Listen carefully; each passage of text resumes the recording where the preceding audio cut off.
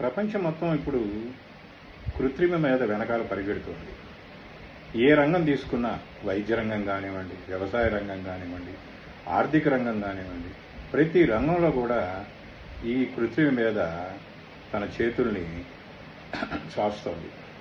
రెక్కలు విప్పి కృత్రిమ మీద ఎంతో ప్రాధాన్యత సంతరించుకుంటుంది.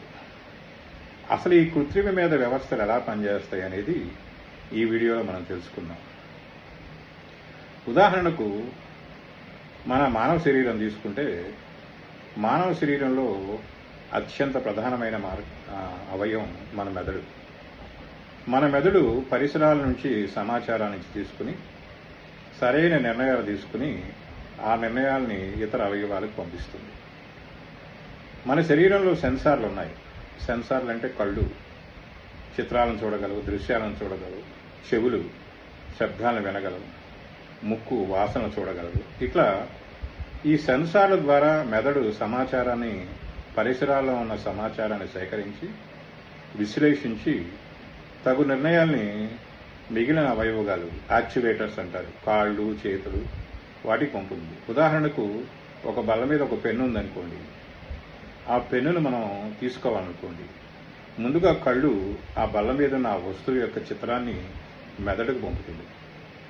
మెదడు విశ్లేషించి పెన్నును గుర్తించి చేతులకి సందేశాలు పంపుతుంది.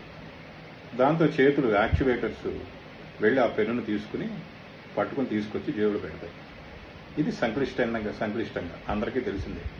అదేవిధంగా కృత్రిమ మేధ వ్యవస్థలో కూడా ముఖ్యంగా మన మానవ మెదడులాగా ముఖ్య పాత్ర పోషించేది ఏజెంట్. ఏజెంట్ అనేది ఒక సాఫ్ట్వేర్ ప్రోగ్రామ్. ఆ ప్రోగ్రాము సెన్సార్ల ద్వారా, ఇప్పుడే చెప్పుకున్నాం కదా, సెన్సార్లు అంటే కళ్ళు, ముక్కు, చెవులని.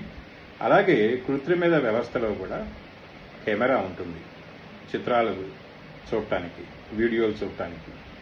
అలాగే మైక్రోఫోన్లు ఉంటాయి, శబ్దాలు వినటానికి. స్పీకర్లు ఉంటాయి. ఇవన్నీ కూడా సమాచారాన్ని సేకరించి ఆ ఏజెంట్ అనే ప్రోగ్రాంకి పంపుతాయి. మీరు చిత్రంలో చూడొచ్చు, నేను కింద చిత్రం ఇచ్చాను. ఆ చిత్రంలో కూడా మీరు చూడొచ్చు.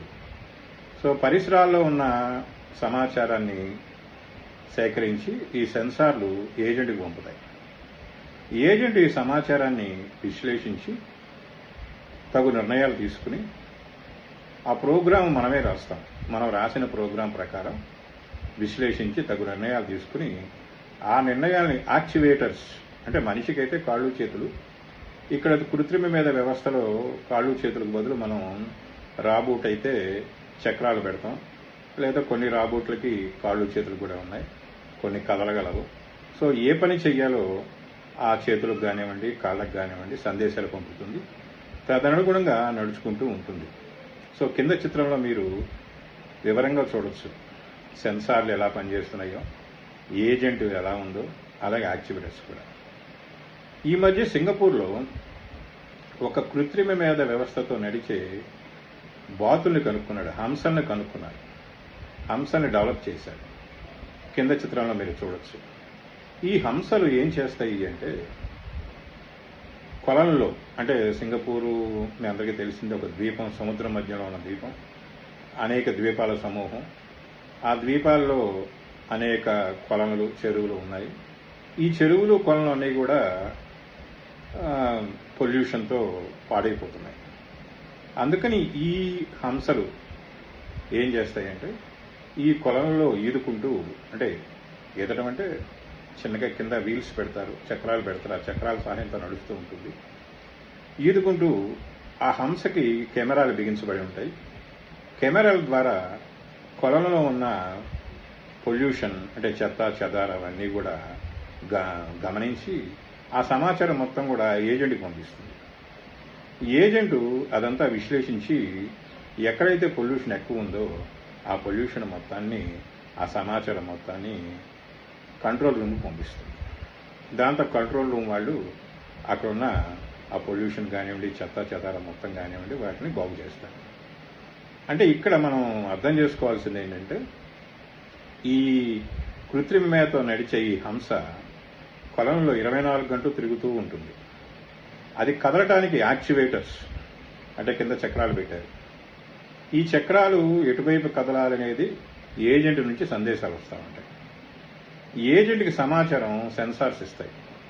సెన్సార్లు అంటే ఆ హంసకు బిగించి ఉన్న కెమెరా కావచ్చు, లేకపోతే మైక్రోఫోన్స్ కావచ్చు, లేకపోతే కొన్ని సెన్సార్లు ఆ కొలంలో ఉన్న ఆక్సిజన్ కొలవటానికి, లేదా పీహెచ్ కొలవటానికి, లేదైనా విషవాయువులు ఏమైనా వస్తున్నాయో కొలవటానికి వివిధ సెన్సార్లు ఆ హంసకు బిగించబడి మీరు చూడొచ్చు చిత్రంలో కింద నేను చూపించాను. వాటి నుంచి సమాచారాన్ని సేకరించి ఏజెంట్ విశ్లేషించి కొలంలో ఈ హంస కంట్రోల్ రూమ్కి సందేశాన్ని పంపిస్తూ ఉంటుంది. ఇట్లా ప్రతి వ్యవస్థలో కూడా మనం కృత్రిమేత కూడిన ఉపయోగాలను మనం ఉపయోగించుకోవచ్చు. వ్యవసాయంలో కావచ్చు, లేకపోతే వైద్య రంగంలో కావచ్చు. మేము కూడా ఇటువంటిది ఒక చిన్న ఉపయోగకరమైన అంశాన్ని డెవలప్ చేశాం. మన చేపల చెరువుల్లో చేపలు, రొయ్యలు అవి కూడా మనలాగే 1-2 బాత్రూమ్కి వెళ్తూ ఉంటాయి. దాంతో కొంతకాలానికి చేపల చెరువులన్నీ కూడా ఈ పొల్యూషన్తో నిండిపోయి విషవాయువులు అందులో నుంచి చేపల చెరువుల నుంచి బయటకు వస్తూ అవన్నీ చచ్చిపోయే ప్రమాదం ఉంది. అందుకని ఒక చిన్న కదిలే పడవ లాంటి దాన్ని మేము డిజైన్ చేసి ఈ చక్రాలతో ఆ పడవ కదులుతూ ఉంటుంది. ఆ పడవ అడుగున సెన్సార్లు బిగించాం. ఈ సెన్సార్లు ఆక్సిజన్, అమోనియా, ఇతర విషవాయువులు, పీహెచ్ ఇవన్నీ కొలుస్తుంది. ఈ కొలిచిన సెన్సార్లు ఆ విలువలన్నింటినీ కూడా, సమాచారం మొత్తాన్ని కూడా కంట్రోల్ రూమ్లో ఉన్న సర్వర్కి పంపుతుంది. ఆ సర్వరు ఆ చేపల చెరువు రైతుకి జీపీఎస్ ద్వారా సెల్ ఫోన్లో సందేశాలు పంపుతుంది. దాంతో రైతు ప్రమాదకర స్థాయిలో గనక ఉంటే ఆ చెరువులో ఉన్న నీళ్లు మార్చుకుంటాడు.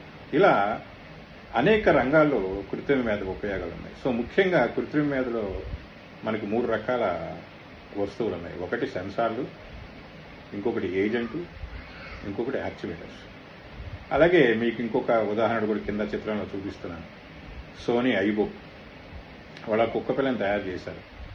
ఆ కుక్కపిల్లకి అన్ని సెన్సార్లు బిగించి ఉన్నాయి. బ్యాటరీతో నడుస్తుంది కుక్కపిల్ల. ఆ సెన్సార్ల ద్వారా అది సమాచారాన్ని తీసుకుని దానిలో ఉన్న ఏజెంటు ఆ కుక్కపిల్ల ఎలా నడవాలి, ఆ కుక్కపిల్ల యొక్క యజమాని చెప్పినట్టు ఎలా పనిచేయాలనేది అది ప్రవర్తిస్తుంది. ఇది స్థూలంగా కృత్రిమ మేధతో పనిచేస్తే ఏదైనా సరే ఒక వ్యవస్థ.